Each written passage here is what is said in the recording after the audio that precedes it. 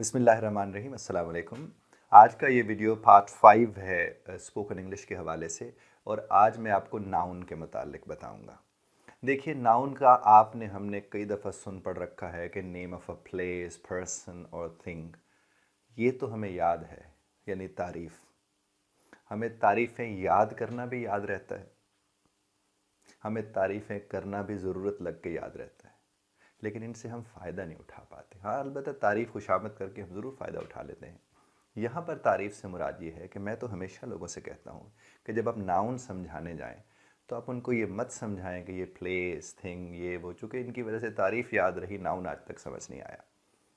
आप उन्हें अगर ये बताएंगे, मसलन कोई भी चीज़ आपने उठा ली, मसलन ये मोबाइल मैं अगर उठा लेता हूँ, मैं कहता हूँ तो इसका नाम है, ये मोबाइल है, तो ये नाम है इसका, तो ये नाउन है।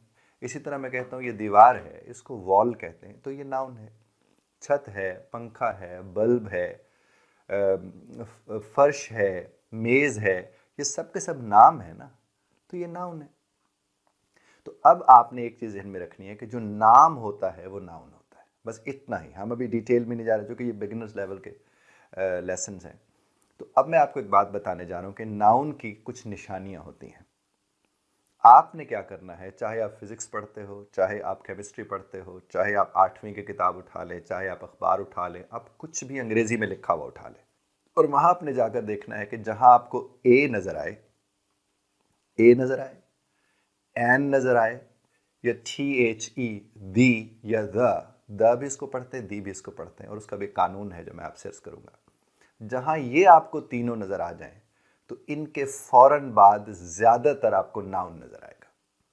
मिसाल के तौर पर अ बॉय नाउन है, एन एग नाउन है, द मार्केट नाउन है। तो ये जो ए, एन और दी है, इसके फ़ौरन बाद जो लफ्ज़ लगे होते हैं वो आपको ज़्यादातर क्या मिलेंगे, वो नाउन मिलेंगे। पहली बात तो ये है। तो मैंने जो आपसे अर्ज़ किया कि आप अखबार उठा लें, आप फिज़िक्स की किताब उठा लें, आप केमिस्ट्री की, अब छठी की अंग्रेज़ी मिल गई, यहाँ तक अगर रोटियाँ भी अखबार में आई हैं और वो अंग्रेज़ी का था, आप बेशक उसे उठा लें। इसके लिए ज़रूरी नहीं कि कोई अंग्रेज़ी की किताब हो, बस अंग्रेज़ी में कुछ भी कहीं भी लिखा हो, चाहे वो मैथ्स क्यों ना हो, वहाँ पर उठाकर अब जहाँ जहाँ आपको इसी वक्त एक निशस्त में बैठ के 1 से 10 सफ़े जो हैं किसी भी अंग्रेज़ी की किताब के उठा के, जो अंग्रेज़ी में लिखी हुई हो, उसमें जहाँ आपको ए नज़र आए, जहाँ एन नज़र आए, जहाँ द नज़र आए, उसको गोल दायरा लगाते जाए। बस यही करते जाए। जब आप उसे गोल दायरा लगाते जाएंगे एक दफ़ा, ये सोचे समझे बगैर कि इसके बाद नाउन मौजूद है या नहीं है, आप फिर वापस दूसरी दफ़ा आएँ।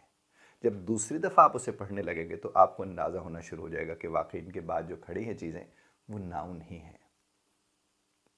मेरी बात ये आप तक पहुंची? आप अगली बात सुनिए। कुछ निशानियां हैं लफ्ज़ों की, और आपने ये नोटबुक में नोट करनी है कि जब इन पे वो लफ्ज़ एंड होता है तो it tends to be noun, उसके नाउन होने के इम्कानात ज़्यादा होते हैं। जैसा कि ER और OR है, यानी जो OR पे एंड करेगा या ER पे एंड करेगा, उसके नाउन होने का ज़्यादा इम्कान है। मिसाल के तौर पर डॉक्टर, टीचर, एक्टर, प्रीचर, और आप इस तरह के और बहुत से लफ्ज़ बना सकते हैं। और अच्छी बात भी ये है कि ये ER और OR पे एंड होने वाले जितने लफ्ज़ बैठ के बना लीजिए, इंजीनियर हो गया, जितने लफ्ज़ आप बना सकते हैं, अब लिखते जाएं, आपको खुशी होती चली जाएगी कि यार मुझे तो काफ़ी सारे नाउन आते हैं। इसी तरह से MENT जो मेंट के ऊपर जाकर एंड करता है, it tends to be noun. अब आप गौर करेंगे तो आपको अंदाजा होगा, जैसे इन्वेस्टमेंट है, डेवलपमेंट है, ट्रीटमेंट है, इस तरह कई आपको ढेरों के ढेरों लफ्ज़ नज़र आएंगे जो कि MENT पे ख़त्म हो रहे हैं। तो ये क्या है साहब? ये भी नाउन है। और आपने जब MENT को देख लिया तो फिर आपके पास किताब वही मौजूद है, ढूंढिए उसमें जितने MENT पे ख़त्म हो रहे हैं, और यकीन मानिए आपको इसको करते हुए स्ट्रेस नहीं होगा, डिप्रेशन नहीं होगा कि ये बैठे देखते रहे कि ये पता नहीं नाम है प्लेस का, थिंग का, या जो भी आप समझ लीजिए। इसी तरह से शिप, SHIP, शिप, शिप पर भी जो लफ्ज़ ख़त्म होता है या एंड करता है उसको भी नाउन कहते हैं, वो भी नाउन होता है। जी हाँ, फ्रेंडशिप, चैंपियनशिप और ढेरों ढेर हैं इस तरह के। और देखें साहब, आएगा तो ये तभी जब मैंने 2 बता दिए, 3 बता दिए, आप इससे सैकड़ों बना लीजिए जो आप जानते हैं, और इससे मेरे उस ख्याल को, मेरी उस बात को, मेरी उस दलील को तक़वियत मिलती है कि जो मैं अक्सर कहता हूँ कि हज़ारों लफ्ज़ आपको इस ज़बान के आते हैं, पर चूँकि आपके इस्तेमाल में नहीं है इसलिए। बल्कि पंजाबी का बड़ा खूबसूरत एक शेर भी है कि मेरा रोग पछाण के चुप पे, मेरा रोग पछाण के चुप पे, जानदा है पर जान के चुप पे। यानी you know but you don't know that you know, and my job is to put you on a kind of track where you know that you know। और जब आप उसको जानने लगोगे आपका सफ़र खुद ब खुद शुरू हो जाएगा और वो आगे बढ़ता चला जाएगा। तो अभी हमने बात की ER की, OR की, MENT की और SHIP की। अब हम अगले एक लफ्ज़ की बात करते हैं।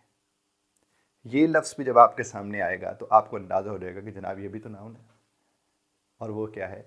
ANCE या ENCE। जैसे इंपॉर्टेंस है, जैसे कि सिग्निफिकेंस है। अब ये इंपॉर्टेंस है, ये सिग्निफिकेंस है, ये भी नाउन है। देख लीजिए, इस तरह के और बहुत से लफ्ज़ आपको इसी से जुड़े हुए जो ENCE के ऊपर या ANCE के ऊपर ख़त्म होते हैं। और एक बात जहन में रखिए, मैंने जिस तरह आपसे अर्ज़ किया कि टेंड टू बी नाउन्स, यानी इनके नाउन होने का इम्कान है। हो सकते बहुत से ऐसे लफ्ज़ हों जिसको हम एक्सेप्शंस कहते हैं, जो आए हों तो इसी शक्ल के, लेकिन उनका किरदार ये ना हो, तो उसकी फ़िक्र मत कीजिए। आप उसकी फ़िक्र कीजिए जो आपके इल्म में है। उसके बाद देखिए, जो ITY पर एंड करता है वो भी अक्सर नाउन्स होते हैं, जैसे कि सिटी है, जैसे कि प्रोडक्टिविटी है, अवेलेबिलिटी है। आप जरा इसके ऊपर गौर करके देखिएगा, आपको अंदाज़ा होना शुरू हो जाएगा। इस तरह के कई लफ्ज़ हैं, फिर आप इसी ITY के ऊपर बनाते चले जाइए। इवन एक्टिविटी है, आप बनाते चले जाएंगे, आपको अंदाज़ा होता चला जाएगा। फिर से दोहराए लेते हैं। हमने ER पे बात की, हमने OR पे बात की, हमने MENT पे बात की, हमने SHAP पे IP पे बात की, हमने ANCE पे बात की, हमने ENCE पे बात की, और अब जाके हमने बात की ITY के ऊपर। इसके अलावा भी इनकी निशानियां हैं जो मैं इंशाल्लाह अपनी अगली वीडियो में आपकी खिदमत में पेश करूँगा। तब तक इसकी अच्छी तरह से प्रैक्टिस, एक्सरसाइज या मश्क करके रखिएगा। खुदा आपको और हमें समझने और समझाने की तौफीक अता फरमाए। Thank you very much.